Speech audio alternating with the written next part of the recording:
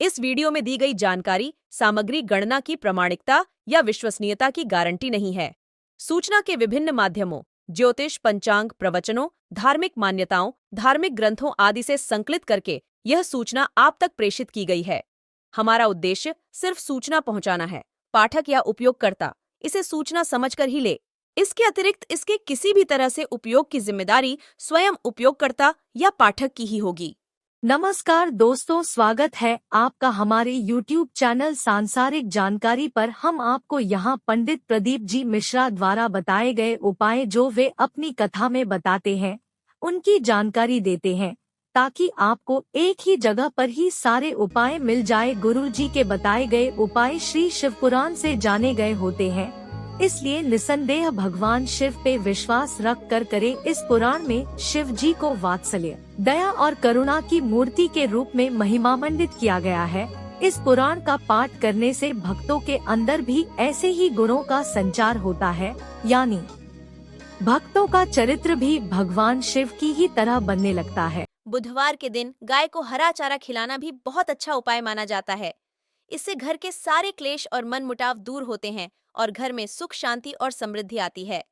गणेश जी को बुधवार के दिन केसरिया सिंदूर चढ़ाएं। ऐसा करने से सारे संकट दूर हो जाते हैं। हर बुधवार जरूरतमंदों को हरी मूंग का दान जरूर करना चाहिए। माना जाता है कि ऐसा करने से संबंधों में आई खटास दूर होती है। बुधवार के दिन 7 साबुत कौड़ियां और एक मुट्ठी हरा खड़ा मूंग लें। इन दोनों को हरे कपड़े में बांधकर किसी मंदिर की सीढ़ी पर चुपचाप रखाएं। ऐसा करने से करियर में आ रही रुकावट दूर होती है। बाबा से निवेदन करता हूं, मुझे विश्वास है ज्यादा से ज्यादा अगर समय मेरे बाबा ने लिया ना, तो 2 महीना, 1.5 महीना, 2.5 महीना, इससे ज्यादा नहीं लेगा। बाबा कार्य सफल कर ही देगा। विश्वास रखकर शिव। एक बात श्रेष्ठता में कही गई है, सांप के फन में जहर होता है। बोलो सही है कि गलत है? मधुमक्खी के डंक में जहर होता है। सही है? बिच्छू की पूंछ में जहर होता है।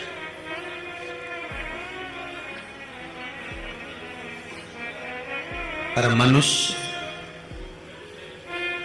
जो छल करने वाला होता है, कपट करने वाला होता है, एक दूसरे को धोखा देने वाला, झूठ बोलने वाला, छल करने वाला जो होता है, उसके तो रोम रोम में जहर होता है। कब कहां से डसेगा मालूम नहीं पड़ पाएगा। पर सांप को तो पहचान कर कह दोगे कि ये काटने वाला है। बोलो सही है कि गलत है? बिच्छू को देखकर डर जाओगे कि ये काटने वाला है। मधुमक्खी का डंक देखकर डर जाओगे कि मधुमक्खी काटने वाली है। इंसान को कैसे पहचानोगे कि यह काटने वाला है? मनुष्य को कैसे पहचानोगे कि यह काटेगा? मानव को कैसे पहचानोगे कि यह काटेगा? हो सकता है तुम्हारे नजदीक में रहता हो, तुम्हारे साथ में रहता हो और कई वर्षों तक साथ रह रहा हो, कब काट जाएगा आपको मालूम पड़ेगा? नहीं, सांप को देखकर भय जाएगा कि इस काट सकता है, बिच्छू काट सकता है, सांप, ये मधुमक्खी मुझे डंक मार सकती है, पर मनुष्य को कैसे पहचानोगे? तो शिव महापुराण की कथा एक बात बहुत सुंदर कहती है कि जितने विषैली हैं मधुमक्खी शंकर जी के पास,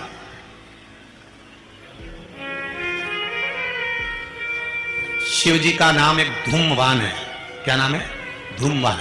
माता पार्वती का नाम एक धूमावती, जिनके पास में मधुमक्खी ढेर, पूरे शरीर के आसपास में मधुमक्खी मधुमक्खी है, धूमावती के। शिव जी के गले में सर्प, वो भी विषैला, कानों में बिच्छू, वो भी विषैला।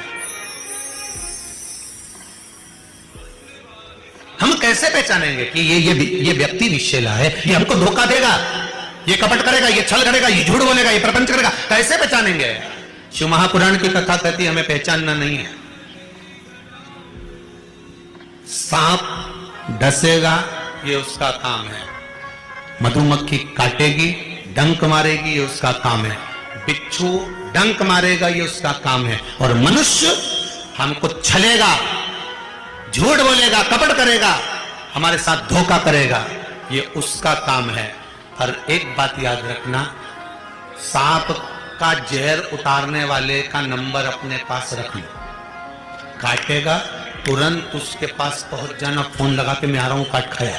बिच्छू काटे, बिच्छू वाले का नंबर अपने पास रख लो, जैसे ही काटे तुरंत उसके पास पहुंच जा। मधुमक्खी काटे तुरंत उसके पास पहुंच जा। उसी तरह मनुष्य जब काटे तो श्री शिवाय नमस्तुभ्यम मंत्र याद रखना, बस जहर उतर जाए। शिव है, औघड़ी है, दयालु है, दातार है, कृपा का सागर है। महाराज ऐसा कोई कार्य नहीं जो बाबा नहीं करता। एक बात अपने ध्यान में रखिएगा, जिस समय पर आपको लगे कि कोई समस्या बहुत बड़ी आके खड़ी हो गई है, और बहुत बड़ी समस्या है, और आपकी दृष्टि में लग रहा है कि आपको ये समस्या बहुत बड़ी है, आपकी दृष्टि में आपको ऐसा महसूस हो रहा है कि ये समस्या बहुत बड़ी है और इसका कोई हल नहीं निकल रहा, सब जगह से होकर आ गए, हर जगह जाकर निवेदन कर लिया, विनती कर ली, और वो समस्या आपको लगता है कि बहुत बड़ी है, तो शिव महापुराण की कथा कहती है, महाराज बेलपत्री के पेड़ के नीचे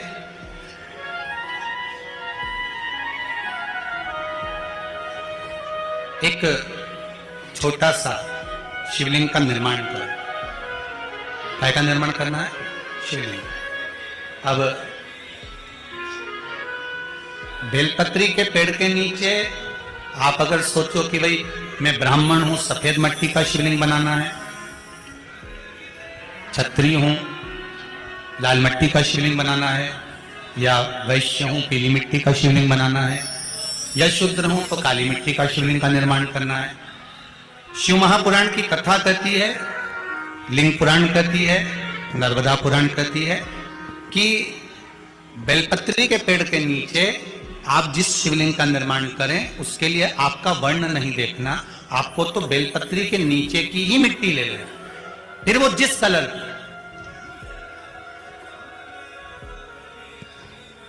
हाँ, अगर आप घर में शिवलिंग का निर्माण कर रहे हो तो आपको वर्ण देखकर मिट्टी लेना है कि हम ब्राह्मण है तो सफेद मिट्टी का शिवलिंग बना ले, वैश्य हैं पीली मिट्टी का बना ले, क्षत्रिय है लाल मिट्टी का बना ले, शूद्र है तो काली मिट्टी का बना ले।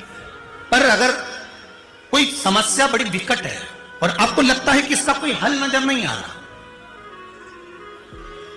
इसका कोई हल ही नहीं दिख रहा, और ऐसा लग रहा है कि ये उलझते जा रही गुत्थी, अब सुलझना नहीं है, अब उलझते गए, और लगे कि अब ये सुलझना नहीं है, और अब ये कोई, हमने जितनों को बोला कोई नहीं सुलझा सका, हमने बहुत शोर सब लगा लिया।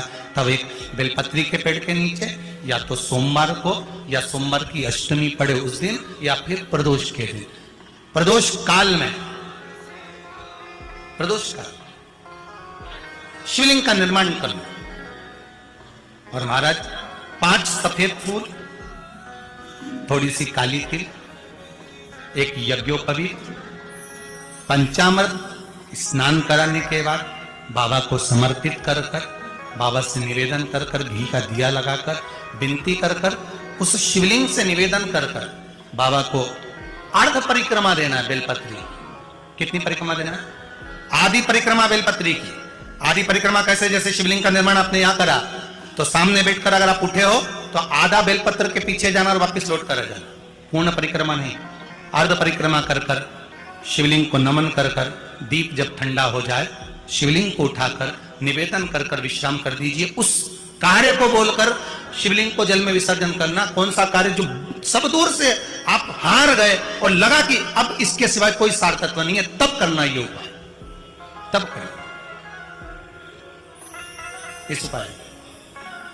बाबा से निवेदन कर करा, मुझे विश्वास है ज्यादा से ज्यादा अगर समय मेरे बाबा ने लिया ना तो 2 महीना, 1.5 महीना, 2.5 महीना, इससे ज्यादा नहीं लेगा, बाबा कार्य सफल करेंगे।